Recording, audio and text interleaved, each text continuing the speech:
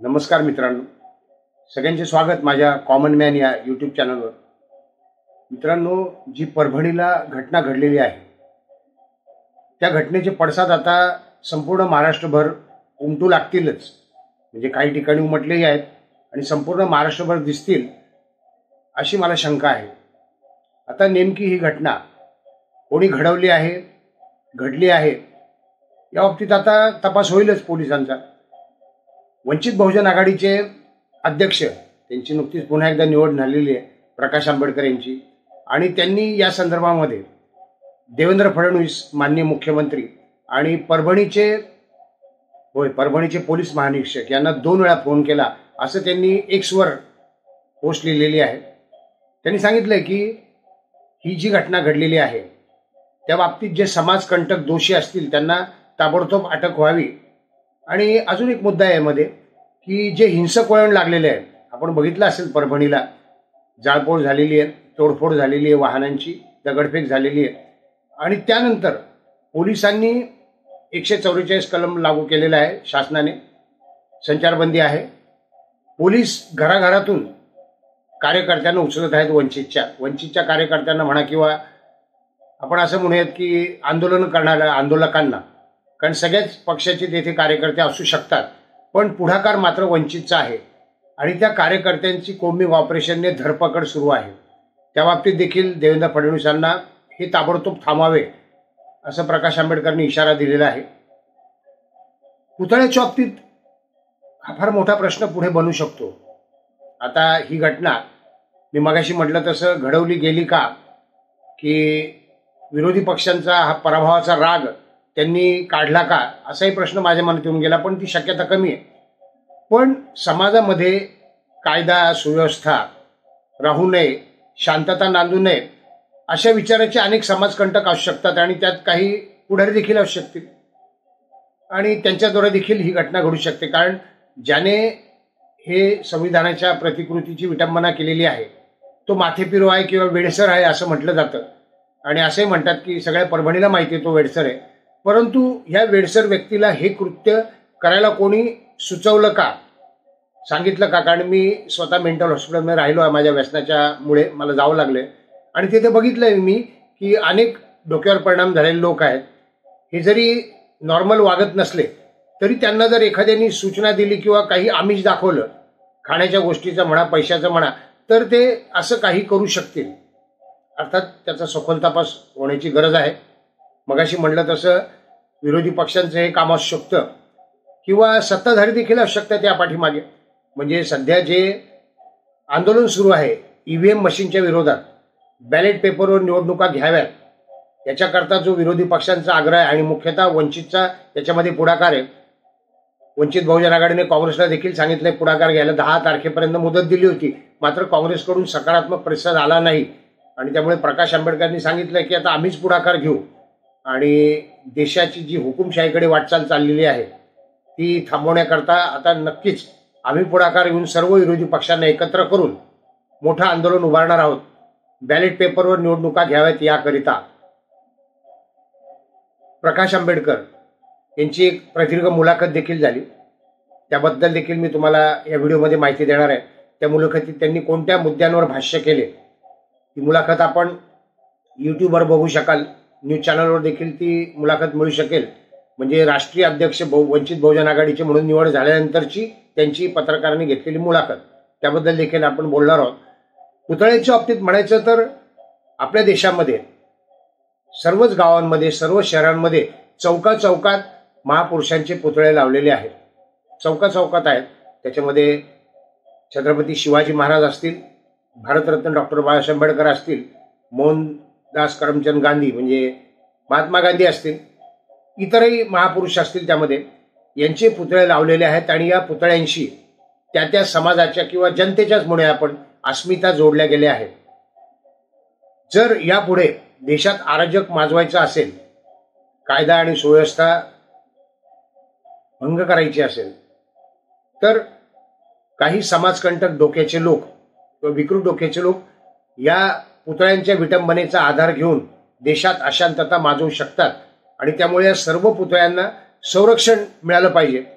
परंतु त्यांना सगळ्यांना संरक्षण देणार कसं? किती प्रचंड पोलीस व्यवस्था लागेल संरक्षण देण्याकरता. सीसीटीव्ही कॅमेरे बसवणं त्यातल्या त्यात शक्य आहे की प्रत्येक जो महत्वाच्या चौकातले पुतळे आहेत किंवा काही गल्लीबोळांमध्ये वस्त्यांमध्ये जे पुतळे आहेत त्यांच्यावर आता सीसीटीव्हीद्वारे नजर ठेवली जावी असं मला वाटतं. तरच आपण योग्य पद्धतीने या अस्मिता जपू शकू. अन्यथा एखाद्या महत्वाच्या घटनेकडून लक्ष विचलित करण्याकरता समाजकंटक अशा गोष्टींचा वापर करू शकतात.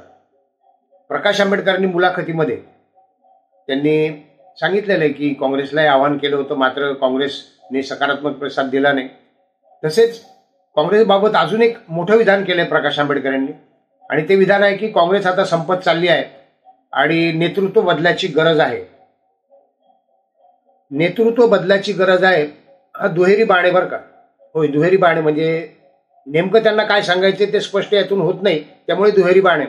पहिली गोष्ट की इंडिया आघाडीचा सध्या प्रमुख म्हणून काँग्रेस काम करते, इंडिया आघाडीमधला प्रमुख पक्ष म्हणून. तर त्या बाबतीत आता ममता बॅनर्जी तृणमूल काँग्रेस यांनी पुढाकार घेण्याची तयारी दर्शवलेली आहे आणि त्यांनी तसं विधान केल्यानंतर शरद पवार यांनी देखील त्यांना पाठिंबा दिला आहे. आणि असं होऊ शकतं की इंडिया आघाडीचं प्रमुख पद तृणमूल काँग्रेसकडे जाऊ शकतं. ममता बॅनर्जींना वाढता पाठिंबा आहे. प्रकाश आंबेडकर त्या बाबतीत म्हणत होते काय की काँग्रेस संपत चालली आहे आणि नेतृत्व ममता बॅनर्जींकडे जावं असं सुचवत आहेत काय, प्रत्यक्ष नाव न घेता, किंवा काँग्रेस पक्ष हा संपत चाललाय आणि काँग्रेसचे सध्या सर्वेसर्वा म्हणजे सोनिया गांधी आहेतच, पण राहुल गांधी जे उपाध्यक्ष आहेत, अध्यक्ष जरी खरगे असले तरी देखील प्रत्यक्ष कारभार कोण करतं ते तुम्हाला सगळ्यांना माहिती आहे आणि हा कारभार राहुल गांधीच करत असतात. आणि राहुल गांधींनी पुढाकार घेतल्यापासून म्हणजे राजकारणात ते आल्यापासून आतापर्यंत काँग्रेस सुमारे 80 ते 85 म्हणजे 87 आकडा पुढे येतोय, पण इतक्या निवडणुकांमध्ये हार झालेली आहे. राहुल गांधी यांच्या नेतृत्वात किंवा त्यांनी पुढाकार घेऊन त्यांनी सभा घेतल्या होत्या, त्यांनी सगळं ठरवलं होतं, नियोजन केलं होतं आणि असा नेता आता पक्षाचा प्रमुख म्हणून राहणं योग्य नाही असं प्रकाश आंबेडकरांना सुचवायचं आहे काय. आणि त्यांनी नवीन नेतृत्वाला संधी, तर मगाशी म्हटलं तसं इंडिया आघाडीच्या बाबतीमध्ये असेल ते की ममता बॅनर्जींना संधी मिळाली पाहिजे, किंवा काँग्रेसमध्येच प्रियांका गांधी ज्या आता नुकत्याच वायनाडवरून खासदार झालेल्या आहेत, त्या राजकारणात प्रत्यक्ष राजकारणात आलेल्या आहेत, त्यांचं नाव सुचवत आहेत काय. ही मागणी अनेक काँग्रेसींची फार पूर्वीची आहे की राहुल गांधींच्या ऐवजी प्रियांका गांधी यांनी राजकारणात यावे आणि त्यांनी पुढाकार घ्यावा, देशाच्या भावी पंतप्रधान म्हणून त्यांना प्रोजेक्ट केलं जावं, ही मागणी आहेच. प्रकाश आंबेडकर नेमकं ह्या बाबतीत बोलले की ममता बॅनर्जींच्या बाबतीत बोलले, इंडिया आघाडीच्या बाबतीत, ते सांगता येणार नाही.